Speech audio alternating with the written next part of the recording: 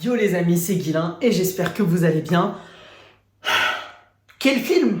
Quel film particulier! Et oui, aujourd'hui, vous l'avez vu, on va parler du film Poor Things, ou autrement dit en version française, Pauvre créature, qui est en train de tout défoncer dans tous les festivals dans lesquels il passe, avec dans le rôle principal la magnifique et extraordinaire Emma Stone, avec également des acteurs qu'on peut retrouver très connus comme Mark Ruffalo ou encore Willem Dafoe, réalisé par Yorgos Lanthimos, si je dis pas de conneries, un réalisateur grec que vous aviez pu voir pour par exemple The Lobster avec Colin Farrell ou encore La Favorite pour son plus récent. Et pour vous le résumer, même si beaucoup de gens l'ont dit, c'est normal, c'est que c'est vrai, le film va être le mythe de la créature de Frankenstein, devenant le périple de Pinocchio, tout ça sur un fond d'émancipation, de liberté, de découverte du monde et de soi, et surtout de féminisme. C'est un film qui est très très gros, qui est très très lourd, lourd dans le sens qu'il nous donne beaucoup de choses, à la fois dans sa forme et également dans son fond, puisque effectivement c'est un film que vous ne verrez nulle part ailleurs. Moi qui essaye de regarder un maximum de films chaque année, je n'avais jamais vu ça. Pour information, je n'avais jamais vu aucun autre film de son réalisateur. Je vous en parle sans savoir ce que ça vaut. N'hésitez pas à aller les découvrir et pourquoi pas, si vous les avez vus, à me dire en commentaire lequel vous me conseilleriez. Pour en venir sur ce film, le personnage d'Emma Stone, qui se nomme Bella Baxter, est une créature de Frankenstein. Elle a été créée par un scientifique un petit peu barjot qui est interprété par Willem Dafoe. Pendant à peu près la première demi-heure, on va suivre ce personnage grandir et évoluer, puisque dans le corps d'une adulte, on a le cerveau d'un enfant. Donc, elle ne va pas savoir parler, elle va avoir du mal à marcher et elle va avoir des interactions sociales et physiques qui sont complètement à l'inverse de nos codes sociaux et de nos mœurs sociaux avec les autres, mais également dans son comportement toute seule. On pense au fait que quand elle est heureuse, elle est obligée de casser quelque chose. À un moment, et en grandissant mentalement, elle va avoir une envie de découverte. Elle va constamment être dans cette envie de découvrir le monde, de devenir une exploratrice, comme elle le dit. Et donc, elle va partir et va arriver tout un ensemble de péripéties dans différentes grandes villes du monde pour revenir au bout du compte à la case départ. À la case départ dans le sens où tout a commencé à Londres et tout finira à Londres. Le film parle de beaucoup de choses. La première chose que j'ai envie de vous dire, c'est que oui, c'est un film qui ne vous laissera pas indifférent. C'est un film qui, par sa forme, énormément de couleurs, énormément de choses très particulières. On a par exemple ce scientifique faisant des expériences un petit peu bizarres, va aussi faire des expériences sur des animaux. On va voir un poulet cochon. Tout le corps d'un poulet et la tête accrochée d'un énorme cochon, d'un énorme porc. Enfin vraiment, ça n'a mais aucun sens, c'est super drôle. Et en fait, le film a beaucoup d'idées complètement psychédéliques comme ça. Je pense aussi à une calèche où, vu que le film, on sait pas vraiment à quelle époque ça se passe, mais ça se passe à peu près dans le 19e siècle, durant l'ère de l'industrialisation, on va dire, bah tout le monde se déplace en calèche et avec des chevaux. Et en fait, lui, il va créer une calèche où il va mettre sur le devant de la calèche la tête d'un cheval, mais un cheval vraiment vivant. Et du coup, tu vois cette sorte d'aberration où au début, vu que ça arrive de face, tu vois une calèche tout à fait classique. Et en fait, quand la calèche se tourne et qu'elle arrive en horizontale face à nous, et ben on voit qu'il y a uniquement la tête du cheval qui se déplace, qui réagit comme un cheval qui pousse une calèche. Sauf que bah, c'est la calèche avec 4 roues et rien d'autre, pas de pattes, pas de corps de cheval qui se déplace. Il y a plein d'idées de mise en scène comme ça. Il y a énormément de choses. Surtout, chaque environnement va être complètement différent. À un moment, ils vont être sur un bateau. Ce bateau va être vraiment la représentation de l'industrialisation avec ce bateau qui crache des poussières vertes dégueulasses. On dirait presque que c'est radioactif. On va penser à cette ville dans laquelle ils vont aller, Alexandria. Là aussi, où pour traiter de la question de l'inégalité sociale, on va vraiment jouer sur l'architecture de ce genre de lieu.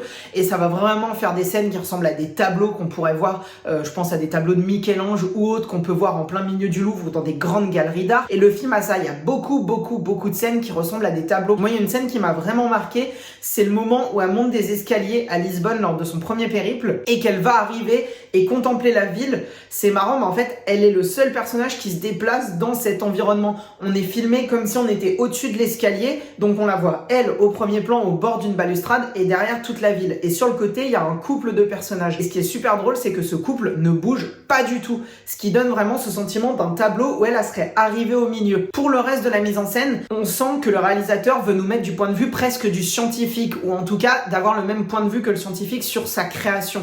Et en fait, il y a beaucoup de moments, vous le verrez dans la bande-annonce pour ceux qui l'ont vu, on voit des scènes comme si on était à travers une sorte de lentille, où vraiment tout le cadre autour est noir et on voit tout un petit peu déformé en rond. L'idée de cette mise en scène, en tout cas c'est comme ça que moi je l'ai comprise, c'est comme si on regardait en fait à travers soit un caméscope, mais surtout à travers l'outil des scientifiques, là j'ai complètement perdu le nom. Et en fait, c'est comme si on regardait à travers ce truc-là, comme si on regardait en fait la vie se déplacer, je pense si on regardait des bactéries qui interagissent entre elles, etc. Et en fait, vraiment, je trouve qu'il y a ce côté où on est presque comme si on observait d'une manière neutre, comme s'il y avait un dernier personnage qui était la caméra, qui observait en fait les interactions de cette Bella Baxter. Et du coup, on va en venir à ce personnage de Bella Baxter.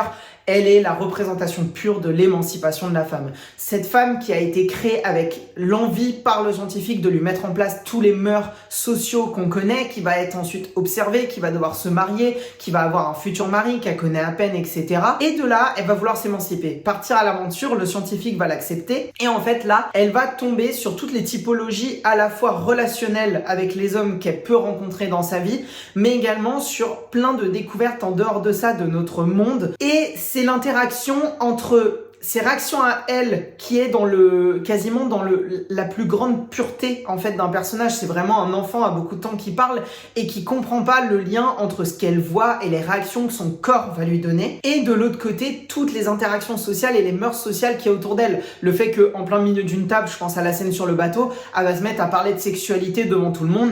Le personnage de Mark Ruffalo va être extrêmement mal à l'aise. Il y a aussi une scène assez similaire un petit peu avant dans le film à Lisbonne. C'est hyper marrant de se rendre compte qu'en fait les gens vont l'apprécier, mais en même temps vont l'avoir presque comme un animal de cirque aussi pour certains, parce que elle est différente. Et sa différence lui donne une force d'essayer de comprendre et d'analyser le monde, et surtout de nous montrer à nos spectateurs tout ce qui ne va pas dans notre monde. Mais, et surtout, qu'est-ce qui va pas sur le point de vue des femmes. Il fallait que je finisse par ça, parce que c'est la partie la plus importante du film, puisque c'est son cœur de sujet. Le film manque énormément de subtilité. Vous attendez pas à voir des suranalyses du film, il ne peut pas y en avoir, puisque le réalisateur veut à 200% nous dire tout ce qu'il pense et tout ce qu'il dénonce. Et ça serait peut-être son seul défaut, son plus gros défaut en tout cas, c'est que évidemment, tout ce qu'on veut nous dénoncer sur chacune des petites péripéties du personnage de Bella Baxter, de chacune de ses rencontres, est clairement explicité à la fois par son personnage à elle, qui par sa candeur et par son analyse de ce qu'elle voit par rapport à ce qu'elle ne comprend pas. Et voilà, la question de la pauvreté, qu'est-ce qui va se passer? Elle va dire bah non mais moi je prends de l'argent et je le donne. Ça va pas aussi simplement que ça, et tu comprends qu'à ce moment-là elle est intelligente, mais d'un autre côté le film veut aller au bout de son idée, donc il se perd un petit peu là-dedans. C'est pas subtil, c'est pas assez, ça manque un petit peu de corps, un petit peu de nous traiter l'information et de pouvoir du coup nous faire aussi nous notre interprétation des choses. La partie où j'ai eu le plus de mal à la comprendre, et je l'ai eu après en discutant à la fin de ma séance, c'est la partie qui se passe à Paris. Je pense que l'idée, elle est très très simple là-dessus. Je rentre un petit peu dans les détails et dans les spoilers, effectivement, plus dans les détails. Donc si vous voulez rien avoir du film, arrêtez-vous là sur la vidéo, allez le voir et revenez après. Mais du coup, je pense que sur la partie qu'il va y avoir à Paris, on va surtout être sur une idée de comment une femme peut gagner de l'argent dans ce monde. Et en fait, la partie la plus rapide entre femme et argent, c'est la prostitution, en fait. C'est de vendre son corps. Avant de vendre de l'intellect, avant de vendre quoi que ce soit d'autre, c'est la vente du corps. Et en fait, c'est ça que venait dénoncer le réalisateur dans tout son traitement de l'émancipation de la femme. Et c'est ça qui se passe avec à la fois le personnage de la maîtresse des lieux, je sais pas comment on peut appeler autrement, parce que j'ai pas le souvenir qu'elle ait un nom, donc de cette maison close, que ce soit les réactions du personnage de Bella Baxter sur le traitement de la femme face aux hommes qui viennent et qui les sélectionnent comme si c'était des animaux ou des, je sais pas, des paquets de pâtes dans un rayon. Et vraiment, c'est ces réactions à elle qui vont aller sur ce message-là, de dire, voilà, malheureusement, le plus simple pour une femme, c'est de vendre son corps. C'est ce qu'elle va faire. Et d'ailleurs, il y a toute la réaction aussi du personnage de Mark Ruffalo qui dit « Mais t'es devenu Ce film va traiter de l'émancipation de la femme, son émancipation par rapport aux hommes, puisque effectivement à la fin ce qui va compter, puisque tout le long de sa vie elle n'a jamais fait de choix, on a toujours essayé de dicter ses choix. Le personnage de Willem Dafoe en tant que paternel protecteur va tout simplement l'empêcher de sortir de chez elle parce qu'il a peur de la mettre dans le monde extérieur, parce que lui, par son physique, par son expérience, sait comment les gens sont méchants et ne veut pas lui faire vivre cette méchanceté. Ça part d'une bonne intention, mais ça crée une emprise psychologique et physique qui est extrêmement grave et beaucoup trop surprotectrice. Ensuite, lorsqu'il va accepter qu'elle parte, on va avoir justement cet homme qui au début veut juste avoir une femme pour se faire plaisir parce qu'il a eu un coup de cœur pour elle, puis qui va tomber amoureux et va devenir ce jaloux, pas forcément possessif, je l'ai pas complètement retenu le jaloux possessif, mais plutôt ce jaloux dépressif. Je pense que ça irait bien. Puis à Paris, elle va rencontrer justement tous ces hommes qui ne créent aucun lien et qui sont là juste pour assouvir des pulsions qu'elle ne comprend pas parce que ce qu'elle veut, c'est que le plaisir soit ressenti des deux côtés. Donc ça parle aussi du plaisir sexuel féminin, donc c'est important sur cette partie-là. C'est peut-être la moins subtile, j'ai trouvé, de toutes les parties de cette histoire. On va aussi avoir juste avant, c'est vrai je l'ai oublié, la question du bateau, où là on va avoir les hommes cruels, mais avec ce duo de personnages, la femme âgée et son, je sais pas si c'est son majordome ou si c'est un ami, c'est pas exactement présenté, ou en tout cas j'en ai pas le souvenir. Là ces deux personnages vont être la réalité et le côté cru de notre monde.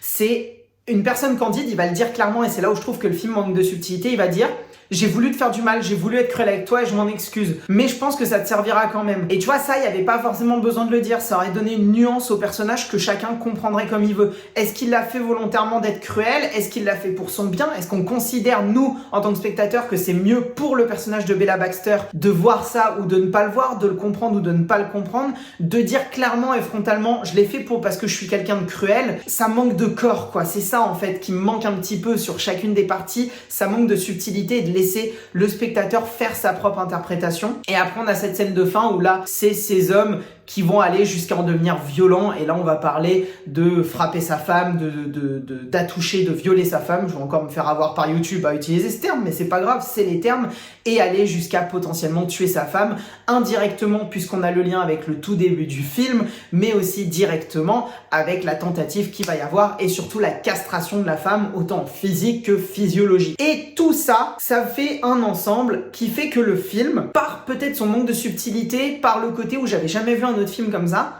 je l'ai bien aimé, j'ai passé un vrai bon moment devant, je trouve qu'il parle de sujets qui sont importants. Ma réflexion sur ce film, et je terminerai là-dessus, je me suis dit pendant ma séance, et je le pense encore maintenant, que c'est un film qui va être comme le vin. Il va devenir meilleur en vieillissant. Ma première séance, c'était de la découverte. Ma deuxième séance, ça va être de l'analyser un peu plus. Et je pense qu'aujourd'hui, j'ai pas encore tout le bagage technique que j'ai besoin de m'approprier, que j'ai besoin d'analyser peut-être un peu plus et de lui laisser aussi du temps. Tout ça pour vous dire que c'est un film qui effectivement est riche, mais c'est un film qui est peut-être pas assez subtil et qui a trop de choses pour au final réellement entièrement fonctionner. Dites-moi vous, du coup, dans les commentaires ce que vous en avez pensé. Dites-moi ce que vous pensez de chacune de ces parties et de l'ensemble de ce film.